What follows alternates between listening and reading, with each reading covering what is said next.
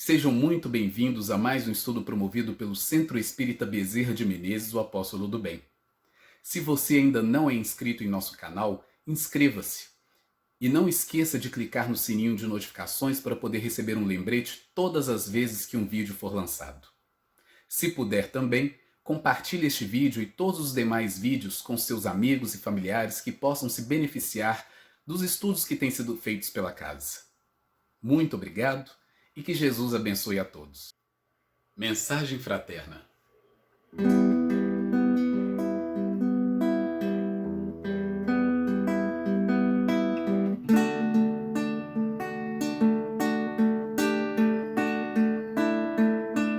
Meu irmão, tuas preces mais singelas são ouvidas no espaço ilimitado. Mas sei que às vezes choras consternado ao silêncio da força que interpelas.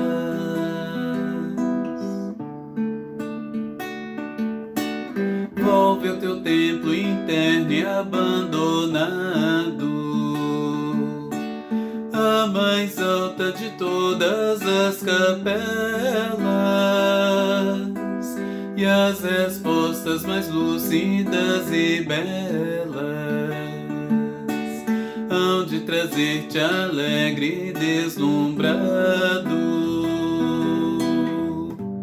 Ouve o teu coração em cada prece, Deus responde em ti mesmo e te esclarece com a força eterna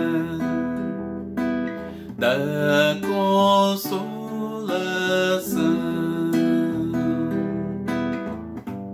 Compreenderás a dor que te domina sob a linguagem pura e peregrina da voz de Deus em luz de redenção, da voz de Deus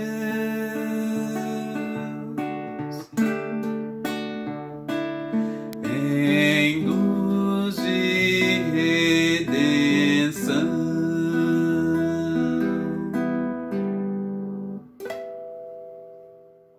Boa noite a todos. Mais uma vez, saúdo os queridos amigos e companheiros do Centro Espírita Bezerra de Menezes, o Apóstolo do Bem, para, nesta noite de segunda-feira, trazermos mais um estudo evangélico que é baseado numa mensagem de Emmanuel, psicografada por Chico Xavier, que está contida lá no livro chamado O Livro da Esperança, no seu capítulo 84. Vamos fazer a nossa prece inicial para, em seguida, darmos início ao estudo. Querido Mestre Jesus, neste momento em que te buscamos em oração, nós te rogamos, Senhor, que nos permita, nesses momentos, algo refletir em torno das tuas palavras, nos explicadas e meditadas pelo Espírito Emmanuel, para que possamos assimilar o seu conteúdo e, de alguma forma, refletir na nossa vida esses ensinamentos. Vos pedimos, Senhor, em favor de cada um que escuta esta palestra neste momento, que possa a água que Ele colocou ser fluidificada para beneficiá-lo com a paz de espírito de que tanto necessitamos neste momento. Permita, Senhor, que tudo transcorra em clima de paz e de harmonia, e que assim seja. Então, iniciamos o nosso estudo dessa mensagem tão bela como são as mensagens de Emmanuel, tão rica em conteúdo, Emmanuel, esse profundo educador, cujo compromisso com o livro no Brasil vem já há quase 500 anos, porque na sua reencarnação como padre Manuel da Nóbrega, ele foi o autor do primeiro livro escrito no Brasil. E, através da psicografia de Chico Xavier, trabalho que ele coordenou e orientou, foi possível trazer à luz mais de 500 livros valiosos dos espíritos, através da notável mediunidade de Francisco Cândido Xavier. Então, nessa mensagem, Palavras de Jesus, situada neste livro, o Livro da Esperança, Emmanuel vem comentar algumas passagens do Evangelho, alguns versículos do Evangelho, instruções de Jesus, nos auxiliando para que nós possamos tirar o espírito da letra, compreender o sentido mais profundo, mais amplo, que Jesus queria nos trazer com aquele ensinamento. Então, iniciando, vamos buscar aqui o texto de Emmanuel, que começa com uma citação do Sermão da Montanha, que está lá em Mateus capítulo 6, versículo 26. Olhai as aves do céu, que não semeiam nem ceifam, nem recolhem em celeiros, e vosso Pai Celestial as alimenta. Não valeis muito mais do que elas? Então, neste dia, um autor espírita até comenta que Jesus contemplou a natureza. Ele olhou para os pássaros, olhou para as aves, para ali trazer os ensinamentos para nós. Então, ele olha para as aves do céu, que não semeiam nem ceifam, mas o vosso Pai Celestial as alimenta. Não valeis muito mais do que elas? Então, começando por essa passagem, que é aquela famosa passagem, olhai os lírios do campo, olhai as aves do céu. Ele diz, o benfeitor Emmanuel, que muita gente se vale do Evangelho para usar as expressões literais do Senhor, sem qualquer consideração para o sentido profundo que as ditou. Então, temos que buscar o sentido profundo, aquilo que Jesus queria nos ensinar, com aquele ensinamento, com aquela verdade trazida à luz para nós.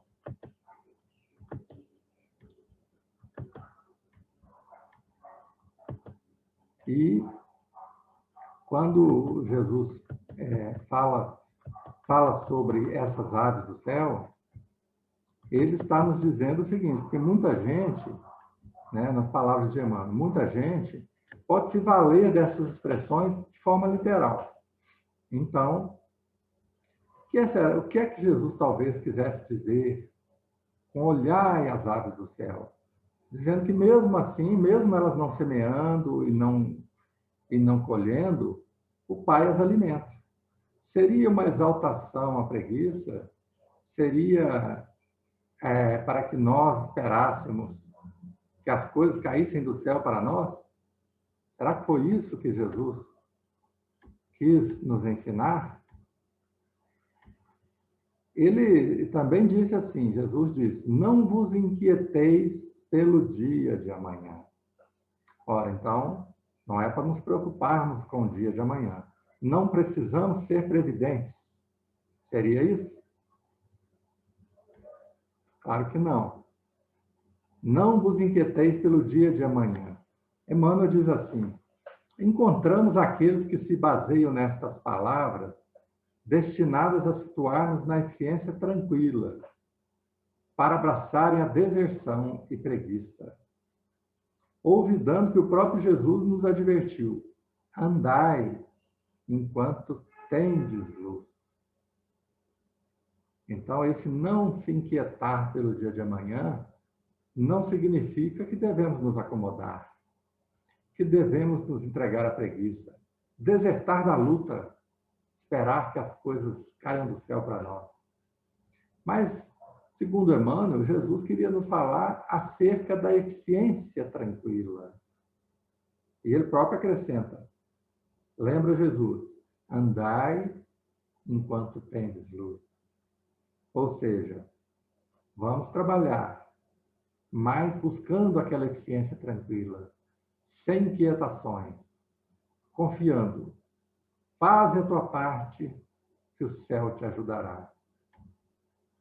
No texto evangélico também, em Mateus, capítulo 4, versículo 4, um pouco antes do Sermão da Montanha,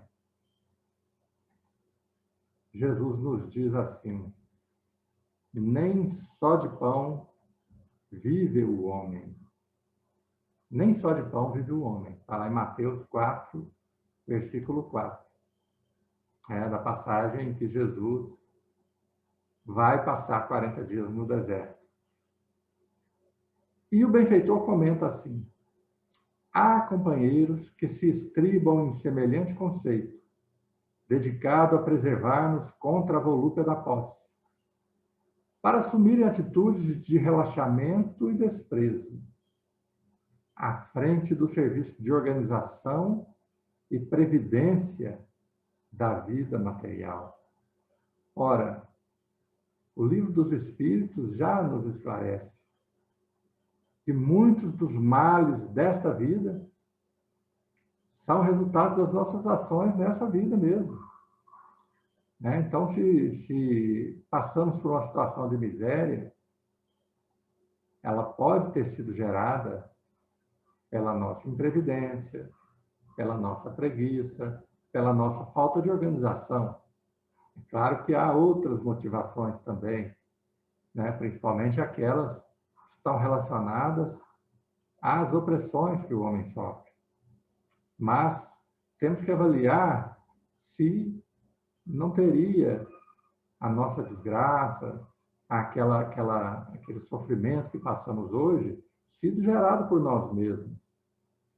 Então, quando Jesus fala assim, nem só de pão vive o homem, está querendo nos falar, fazer um alerta para nós, para nos preservarmos contra a posse, contra a cobiça, contra o apego às coisas materiais.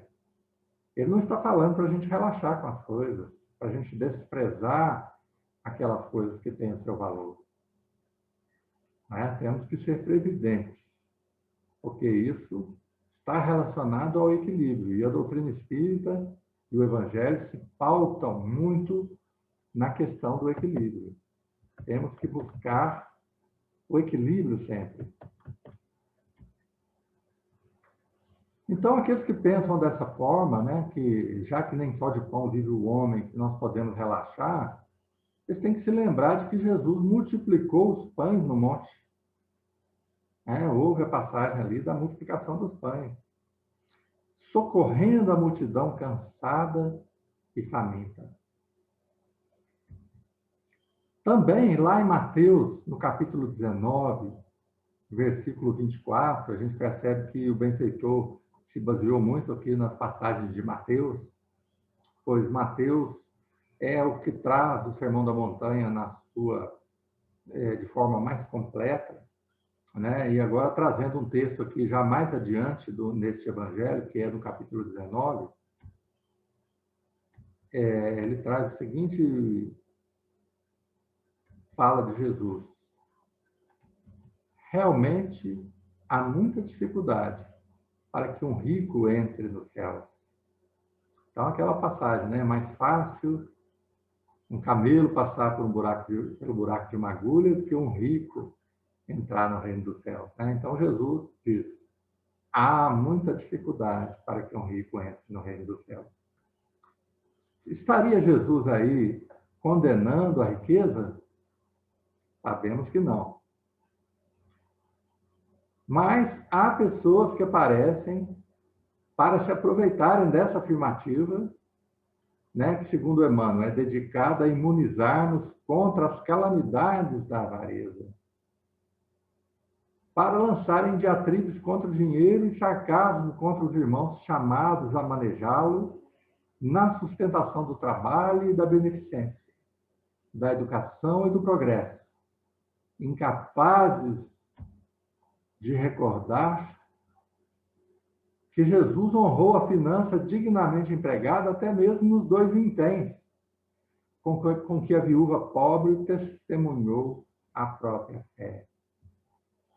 Então, não podemos desprezar os valores materiais.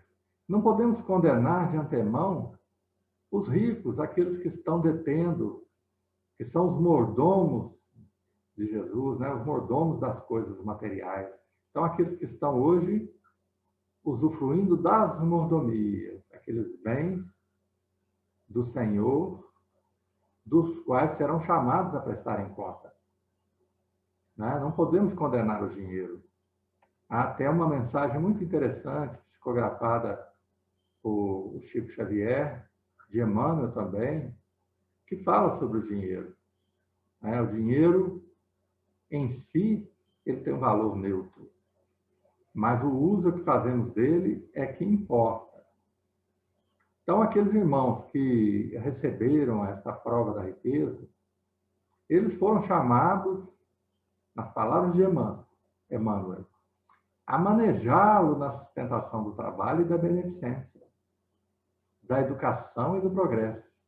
Então, quantos benfeitores nós encontramos dotados da fortuna material e que aplicam na geração de emprego, aplicam nas atividades de beneficência, investem em educação, investem em favor do progresso. Um grande benfeitor, do qual eu tive a notícia há alguns anos de que ele havia doado toda uma UTI para a Santa Casa de Misericórdia de Belo Horizonte. Ele também foi um grande doador, doou no campo da educação um campus inteiro universitário, que é aquele campus da Fundação Dom Cabral, que tem prestado relevantes serviços também nos campos da gestão, da administração, pública e privada.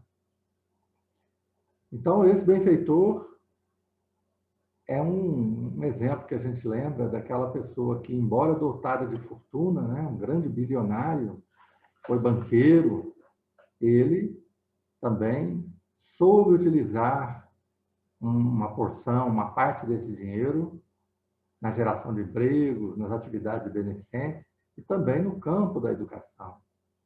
Quantas escolas, colégios foram criados aí a partir desse espírito de doação, a partir da atividade nobre da beneficência.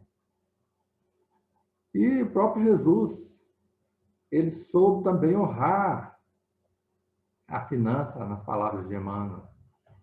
Mesmo os 2 vinténs que a viúva pobre testemunhou a própria fé.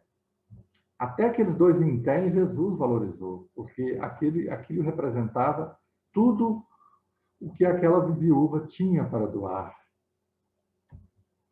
Então, mostrando aí o valor relativo do dinheiro. Também lá em Mateus, capítulo 7, no primeiro versículo, disse o Cristo: não julgueis. Olha só, um dos ensinamentos mais importantes do Evangelho, não julgueis. E aí, Emmanuel comenta, em toda parte surpreendemos os que prevalecem do aviso que nos acautela contra os desastres da intolerância para cobertarem viciação e má-fé. Então, vivemos hoje em tempos de intolerância. Somos quase todos nós intolerantes para com aqueles que pensam diferente de nós. Somos intolerantes para os que têm posições políticas diferentes. Somos intolerantes para com os diferentes, para com a diversidade. Então, muitas vezes apresentamos essa faceta de intolerância muito, muito forte em nós. E muitos,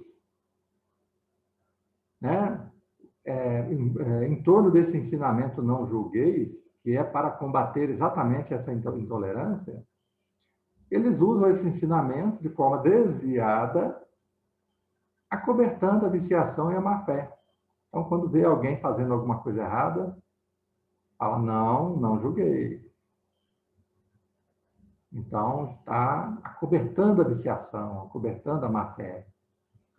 E Jesus nos recomendou que, quando tivéssemos algo a dizer em particular ao nosso irmão, que o procurássemos em particular,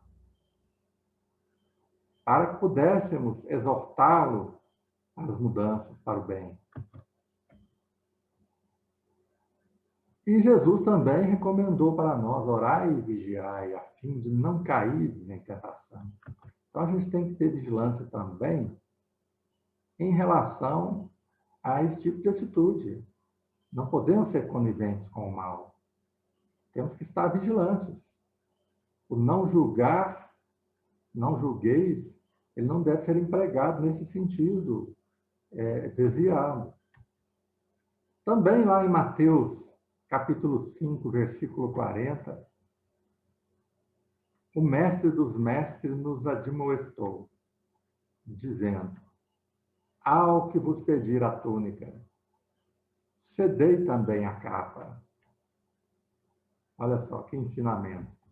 Ao que vos pedir a túnica, cedei também a capa. Nessa mesma passagem, Jesus vai acrescentar, dai a quem vos pedir. Dai a quem vos pedir. Então, tudo isso dentro no âmbito da caridade. Ao que vos pedir a túnica, que exigir de nós algo que nós consideramos nós, cedamos também a capa. Coloquemos aquele algo a mais, porque não podemos nos apegar às coisas materiais em detrimento daquilo que é mais importante, que é o fato de um irmão pleitear também aquele bem. Isso não quer dizer que vamos largar por aí os nossos bens, vamos deixar ao Deus dará tudo aquilo que está na nossa posse. Mas, num sentido mais profundo, se alguém nos pedir a túnica, vamos ceder também a capa. Ou seja, muitas vezes, algumas coisas que consideramos nosso direito, que são nossos, são pleiteadas por outras pessoas.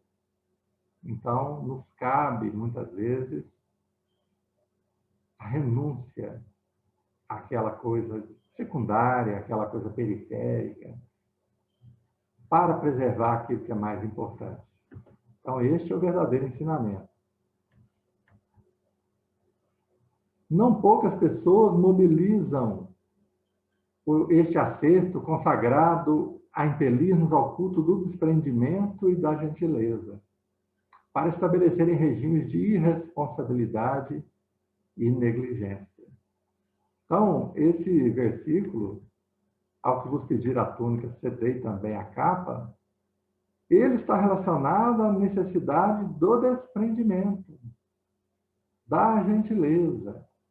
Aquela gentileza que a gente realiza, por exemplo, no ônibus, quando cede o lugar para outra pessoa, não necessariamente na faixa dos idosos. A gente começa a praticar dessa forma, mas essa gentileza, ela pode e deve ser ampliada por nós. E temos que ter esse desprendimento. Quantas vezes eu já vi pessoas cederem para outros coisas das quais necessitavam ainda. Bens, utensílios que ainda necessitavam. Mas até nisso a gente tem que ter equilíbrio. Porque senão se torna um regime de irresponsabilidade, de negligência. Eu me lembro de um amigo que me contou que certa vez, na ânsia de doar alguma roupa para os necessitados, ele doou a única blusa de frio que ele tinha. Estava uma época ainda de outono, e depois essa pessoa, na semana seguinte, foi fazer uma viagem numa região rural, e mais para o sul de Minas, e bateu aquele frio o dia todo, né? Como é característico desses períodos de meia estação, às vezes faz calor, às vezes faz frio, e ele não tinha uma blusa, ele havia doado a única blusa que ele possuía. Então, muitas vezes temos que pensar para não sermos negligentes, não deixarmos as coisas aí ao Deus dará, como se elas não valessem nada. Quando Cristo nos preceituou a obrigação de entregar a cada um aquilo que lhe pertence, diz Emmanuel, até mesmo nas questões mínimas do imposto exigido pelos poderes públicos, Jesus estava preceituando esta necessidade de equilíbrio, não podemos ser negligentes. Então, quando Cristo se refere ao imposto, ele diz assim, dai a César o que é de César e a Deus o que é de Deus. Ele não nos pediu para sonegarmos impostos, nem pediu que dessemos tudo o que temos, mas nos disse que preservássemos o equilíbrio. Dai a cada um aquilo que lhe é de direito. Dai a César o que é de César e a Deus o que é de Deus. Então, são palavras de Jesus que nos conduzem a esse rumo do equilíbrio.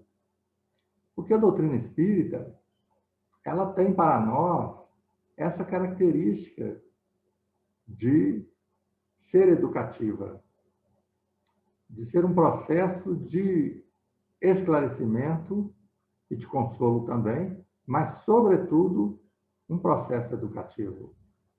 E, nesse versículo que eu citei, dai a quem te pede, essa doação, muitas vezes se discute se seria uma doação material ou uma doação espiritual, né? E espírita, será que ele deveria se dedicar à doação material ou à doação espiritual? Deve fazer as duas coisas. Deve buscar a doação material, sim, mas revesti-la de amor. Entregar junto com o bem que é dispensado àquela pessoa necessitada, algo de si mesmo, que possa ajudar aquela pessoa. Porque o mais importante não é aquilo que a gente doa no campo material, mas como a gente doa. Como é que a gente faz isso? Qual é a minha atitude? É uma atitude humilde? É uma atitude que muitas vezes humilha aquele que recebe? Porque nós aprendemos com o tempo que é muito mais difícil receber do que dar. Então, passar ao necessitado, aquele que está ali na rua, né, nosso irmão morador de rua, passar para ele o pão, o agasalho, para nós é muito fácil. Mas para ele que recebe é mais difícil. É mais difícil porque toca, né, no amor próprio, no brio, no orgulho. Então, temos que saber revestir esse ato da doação de humildade, de amor, de um verdadeiro espírito de doação. Né? Porque quando Jesus nos disse assim, não saiba a vossa mão esquerda o que faz a direita, segundo a nossa irmã Elizabeth Santos, no seu livro, ela afirma que não deixe que o seu lado ruim, seu lado negativo, participe dos seus atos bons. Então, temos que evitar essa sombra nas nossas ações boas. Então, se vamos doar, não vamos colocar ali o nosso personalismo. Eu vou doar da forma como eu quero, para quem eu quero. Não. Na minha terra, se usa muito aquela expressão, né, com respeito às doações. Doar sem olhar a quem. Então, temos que impedir, né, temos que buscar não colocar segundas intenções nas nossas ações caritativas, nas nossas doações, sejam materiais ou sejam espirituais. Emmanuel termina a sua mensagem lembrando de um versículo lá que está em João, capítulo 14, versículos 15 a 17, em que Jesus diz assim, eu rogarei ao Pai e ele vos enviará outro Consolador, E finaliza comentando: a doutrina espírita brilha hoje, porém, diante do Evangelho, não apenas para aliviar e consolar, mas também para instruir e esclarecer. Então, a gente percebe aí nessa conclusão de Emmanuel que, além da sua faceta de consolador, né, de ser o consolador prometido por Jesus, a doutrina espírita também veio para instruir e esclarecer. É por isso que no Evangelho segundo o Espiritismo se diz que a maior caridade que podemos fazer para com a doutrina espírita é divulgá-la. E também no campo da caridade espiritual, a maior caridade que podemos fazer ao nosso semelhante é levar para ele o esclarecimento que a doutrina espírita nos traz. Porque se o pão material hoje ele mata a fome por algumas horas, se a cesta básica para aqueles irmãos e aquelas irmãs que recebem as doações, ela dura por, no máximo, uma semana, aquele esclarecimento vai valer para o espírito imortal para sempre. Então, o esclarecimento que a gente leva, a gente ergue o nosso irmão e ajuda para que ele, por si mesmo, mude de patamar, possa alcançar uma condição espiritual mais elevada. Agradeço aos irmãos que tiveram a paciência de ouvir até o final essa mensagem, Palavras de Jesus, comentada pelo Espírito Emmanuel, que vem nos trazer aí uma série de temas para a nossa reflexão ao longo da semana. A gente pensar na forma correta, né? A forma de buscar aquele alcance mais profundo da mensagem de Jesus, procurar conhecer o que é que Jesus queria nos trazer com aquela mensagem. Mensagem de bondade, de amor, de desprendimento, de tolerância para com os nossos irmãos. Tudo isso representa a mensagem do Evangelho. Que Jesus nos abençoe e vamos fazer agora a nossa prece final. Querido Mestre Jesus, neste momento em que te buscamos em oração, vimos te rogar, Senhor, que nos abençoe a todos, nesses momentos tão difíceis pelos quais estamos passando, momentos inéditos para cada um de nós nessa vida, em que as notícias assustadoras nos colhem diariamente, testando a nossa confiança e a nossa fé em Deus. Neste momento, Senhor, vos pedimos que nos fortaleça a todos, que nos ajude a manter o equilíbrio, que nos ajude e nos ampare em nossas enfermidades, para que possamos nos restabelecer, e ajude aos nossos familiares e amigos, os quais se encontram com o Covid e necessitando de recuperação, necessitando de restabelecimento.